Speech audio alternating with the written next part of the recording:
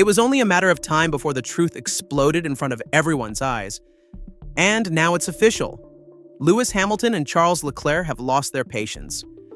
It's no longer a whisper in the corridors of Maranello, no longer a suspicion among disillusioned fans.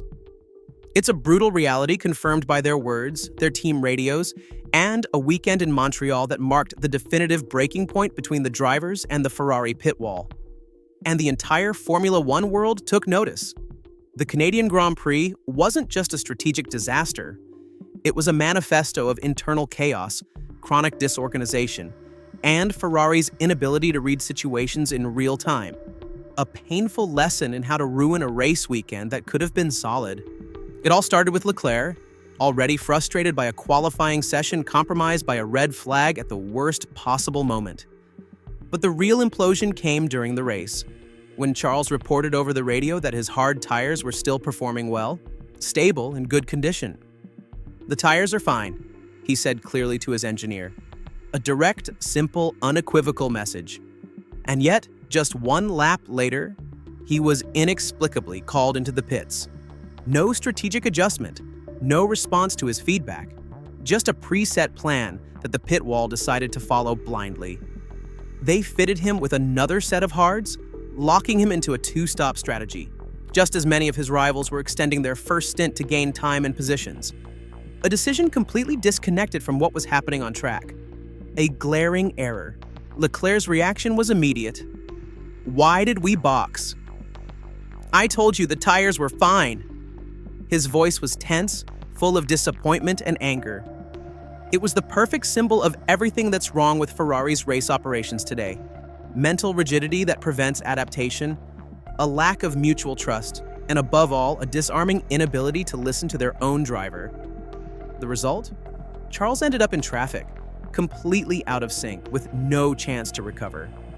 What could have been a safe fourth or even third-place finish turned into an anonymous run in the midfield. After the race, his bitterness was obvious. "We could have done a one-stop." The strategy didn't help us. I was feeling good, but no one listened. But it was Hamilton who poured fuel on the fire. On paper, his race looked less dramatic, but listening to the team radios and analyzing the data reveals an even more alarming picture. From the opening laps, Lewis was complaining about obvious issues: lack of rear grip, strange balance, ineffective brakes. And most concerning, Konstantinsjören, a total lack of communication from the team. At one point he asked, "Where did I lose 25 seconds?" No clear answer. Just silence, vagueness, and meaningless phrases. A 7-time world champion forced to drive blind, with no idea where he was in the race or what was happening around him. Unacceptable. Then came the final blow. "We have no power, no pace, I can't brake, the pedal is soft." And the engineer's response? "Yeah, I see the long pedal. Let's try to live with it." Live with it? Is that the support you give to a motorsport legend? The problem is, this isn't an isolated incident. It's the sum of weeks, months, maybe years, of unresolved issues, built-up tensions, repeated mistakes. And now both drivers are speaking publicly. No filters, no diplomacy. Hamilton, after the race, was blunt. "We're not moving fast enough. Other teams are bringing updates. We're not. I don't know why. I don't know when. I don't see any changes."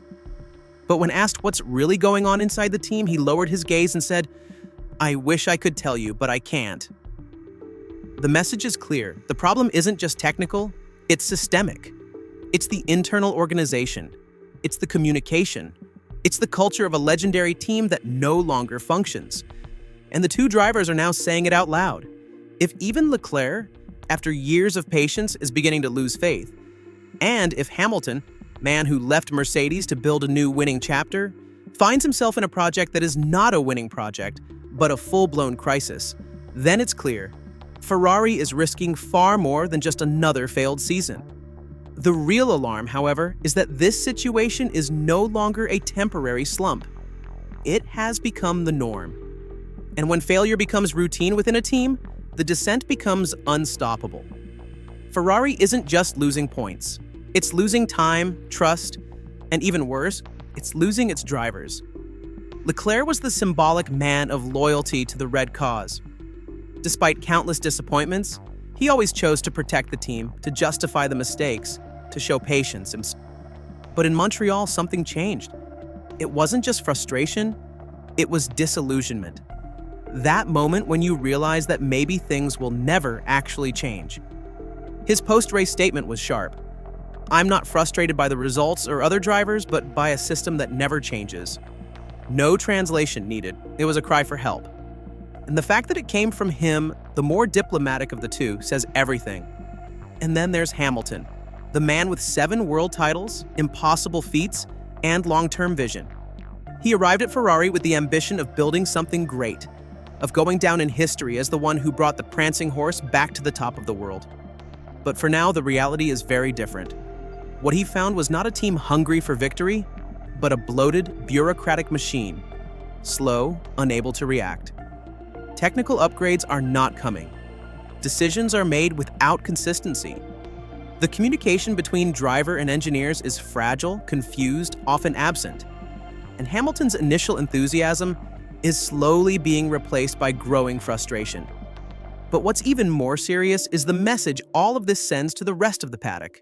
If even Ferrari, with 2 of the best drivers in the world, can't manage a race without self-destruction, then it means the problem runs much deeper than anyone imagined. And it won't be fixed with a few aerodynamic updates or a new commemorative livery. The Italian press is beginning to ask questions that were considered taboo not long ago. Fred Vasseur's leadership is under pressure. The technical department is under fire. And the pit wall is no longer seen as a guide, but as an obstacle. The phrase, "we're on plan B," has become a symbol of chronic inability to adapt. And if the drivers no longer trust the team, how long before they also stop believing in it altogether? This is not just about points, podiums, or standings. This is about identity, about pride, about a brand that has made the history of this sport, but today seems lost. Adrift between failed strategies and hollow statements. The risk is enormous, because fans' patience has a limit. And so does that of the drivers. If Leclerc decides to look elsewhere, and if Hamilton loses faith in the project before it even truly begins, then no technical upgrade or recovery plan will be enough. Ferrari risks losing everything. And at that point, it won't just be about failing on the track. It will be about failing as an organization, as a culture, as a symbol. Now the ball is in the hands of Ferrari's leadership. A turning point is needed. Courage is needed. A clear break from the past is needed. The Ferrari system, as it stands today, is no longer sustainable. And if the voices of the drivers, strong, clear, desperate, are not heard, then the fall will be irreversible. This is no longer just sport. It's survival. It's reputation. It's the future. That's why the upcoming weekends won't just be races to watch. They'll be a crucial test to determine whether Ferrari can still get back up, or whether we're witnessing the final breaths of a giant who never learned to change. Thank you for staying with us until the end. If you want to stay updated on everything happening inside Ferrari and across the world of Formula One, subscribe to the channel and turn on notifications. Every week we take you behind the scenes of the paddock with analysis that goes beyond the surface and reveals the uncomfortable truths no one wants to talk about. And now, let us know what you think. Do you really believe Ferrari can bounce back? Or is it already too late? Tell us in the comments below.